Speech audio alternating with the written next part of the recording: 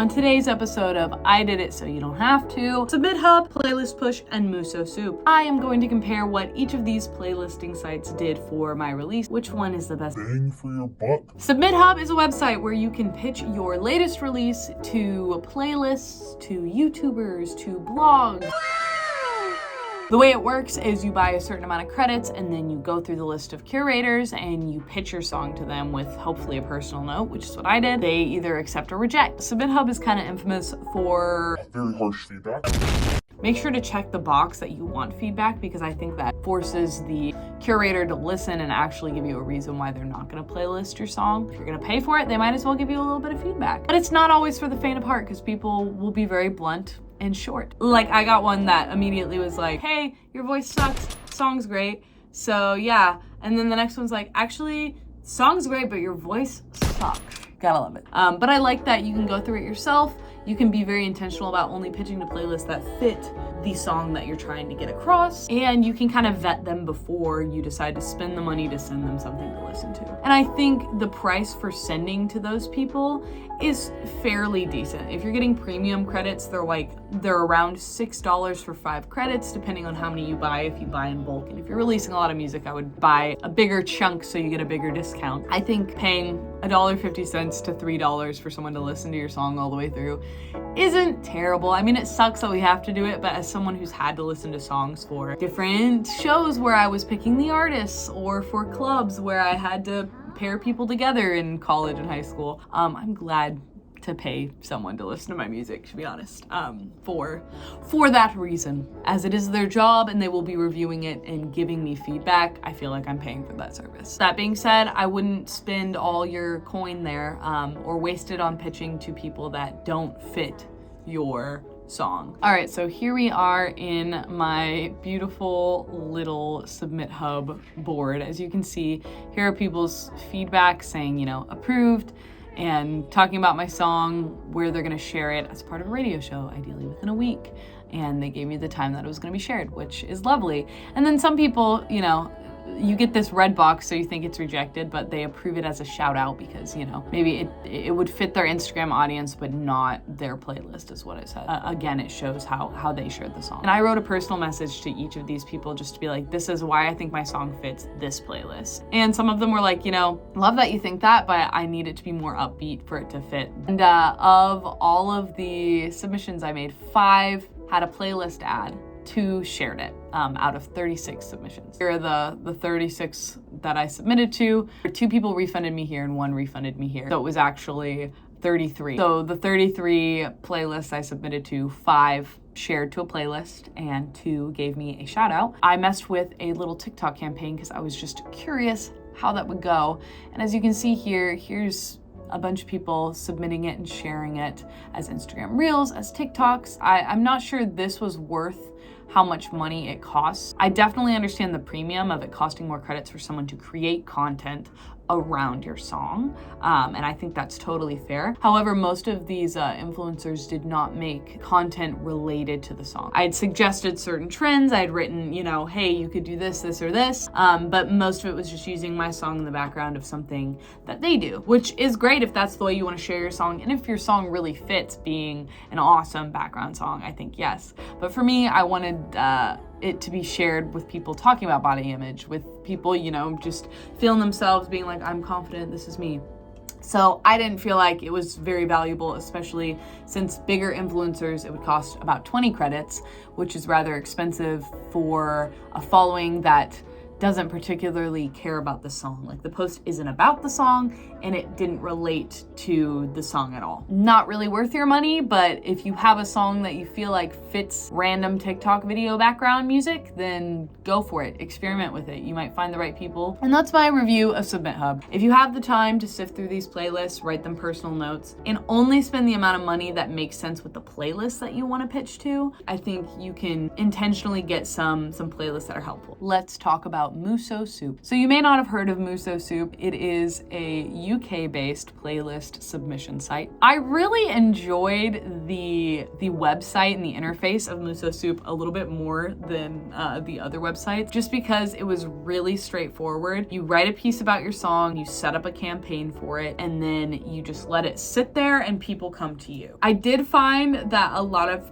the people who responded didn't say much specifically about the song. They would say, oh, we like it. Here's what we can do for you, and here's how much it costs. And they're rated on value, accuracy, and communication. I found everyone on Muso Soup was really communicative. So here's my active campaign for Prettiest Girl in the Room. As you can see, I chose all of the genres that I felt it fit into so that those curators could find me. So I'm not hunting these people down. They are finding me, which I kind of find to be nice if you don't want to put in a lot of work beforehand, that people can just come to you. And the incentive for them to do that is they usually offer you a free option and then a paid option. So they can get paid to write a blog post about you. Or the free option is usually, we'll add you to a playlist, just share it or follow us. And I think that's great. If you are going to spend the time to write an article about me, I'm glad you're getting paid for it, and it can pay for the advertisements and the upkeep of that website. For my own purposes, I chose the free option for most of these. I think I paid for one or two just because I wanted to see, did I find that of value? Was the article great? But what's awesome is all of these were added to a playlist. Most of them, if I chose the free option, are only up for a week. But hey, if you are trying to boost your stats in the first week of release so that more people find it and Spotify takes it seriously, this is a great way to be like, okay, in the first week, I said yes to all of these and I have all these playlists, even if they're only up for a week. Here is an example, I think, of one that I haven't responded to yet, where they say, hi, lovely to connect with you. You know, I've stumbled upon Prettiest Girl in the Room and I love it. Such a dainty yet beautiful little tune, and your vocals really shine through. So that's a very personal and sweet message. Love it. Thank you, Seda at Purple Melon. And so they give me examples of articles they've written,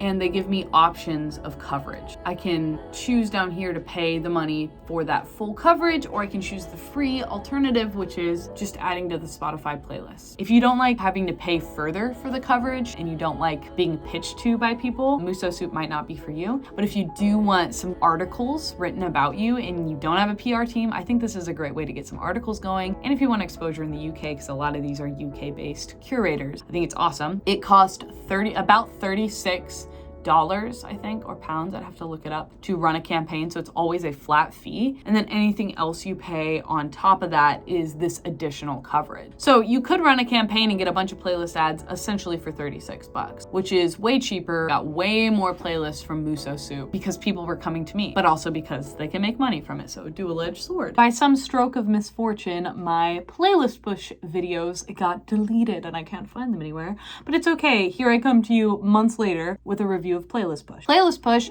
is the same exact kind of thing, except it is by far the most expensive right out the gate. I think their minimum amount for a campaign is like, it's a higher entry fee compared to Submithub, where you can just buy as many credits as you want, or Muso Soup, where it's about $36 right up front. The cool thing about it is you fill out the whole application, you write about your song, you give genres, you fill out this whole shebang, and then it pitches on your behalf. So it's another great one if you don't want to do as much work writing to people personally and being like, please, I think I'd fit this playlist. What's great about it is you set it and forget it, but I also didn't love that I wasn't in control of who I was pitching to. Like, I wasn't dealing with those details. I'm not gonna lie, Playlist Push was the one that I really didn't want to like, because I just think when you're an indie artist, it's just, there's so many things you can spend money on, from just producing the song to making the art to putting it out there, that the thought of spending, even spending $350 on pitching this song was hard for me to be like, okay, I'm gonna do it. I'm gonna do it for the data and to try it. I just think it's kind of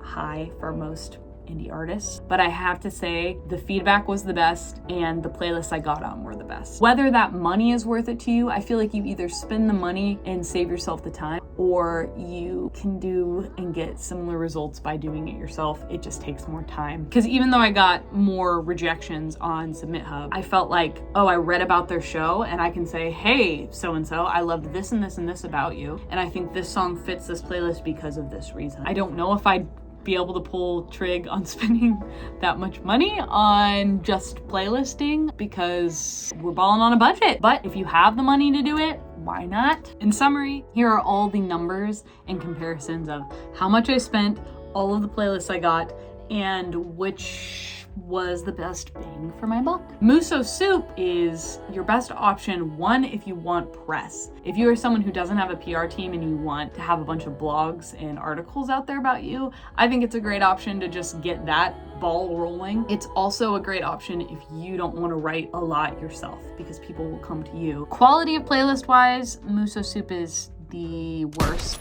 You will get accepted to more, but they might not get you that many streams. But you also didn't have to do the work to pitch to a bunch of people, so take it with a grain of salt. Submithub is great if you're intentional about who you pitch to, and it can be very economical because there's not a required amount to spend. You can be like, I'm only pitching to these people because they fit with me. And some of the playlists have a great amount of streaming, some of them a smaller amount, but you can do that research yourself. They have all the links, you can figure it out and decide, is this worth my time and my money? The biggest con is you might get some meanies who say mean, rude stuff about your music, and it's not a huge acceptance rate. I think that one's the best if you're balling on a budget. Playlist push is definitely, in my opinion, a little expensive for your average indie artist, and whether you want to spend that money on a playlisting campaign like this or a PR company who might pitch your stuff to their own connections or Facebook ads. Up to you how you want to spend your money, but it definitely yielded the most streams. Was one of the easier ones because you kind of just set it and forget it and come back to a bunch of reviews. It has a great interface and is easy to use. And I mean, the playlists were quality. I got the best feedback. People wrote paragraphs that were really nice. So I'd say that one is the best in terms of the amount of streams you'll probably get, the quality of feedback. It is the most pricey. And I think if you're just new to this and you want to experiment with a lower budget, maybe try Submithub and get the feedback of, okay, these types of songs that I make tend to get on playlists, whereas these don't, before you send it to a bigger, more expensive website. Keep in mind, this is just one song from one artist, moi, in one campaign. Results will vary depending on what you're pitching, your sound, your genre. Take everything I said in this video with a grain of salt. This video is just to kind of give you an image of what worked and didn't work for me and what spending this amount of money yielded in terms of how much time I spent and how much money I spent. So I hope it's helpful. If you have other suggestions of playlisting websites, tips for getting on playlists, or anything related to just playlisting as an indie artist, please drop it below in the comments. If you think none of these are worth it, or one is your favorite, or there's another site that I didn't review or think of, please let me know. Any advice is helpful to me and other artists who are watching and trying to figure out the crazy wild world of streaming your music on the internet. And if you want to hear the song that I was pitching, it's called Prettiest Girl in the Room, and you can find it here at the YouTube music video on my YouTube page, or you can listen to it on any streaming site. There's a link down in the description alongside links to all of the websites that I mentioned here. I hope this was helpful, and let me know what else you want to see.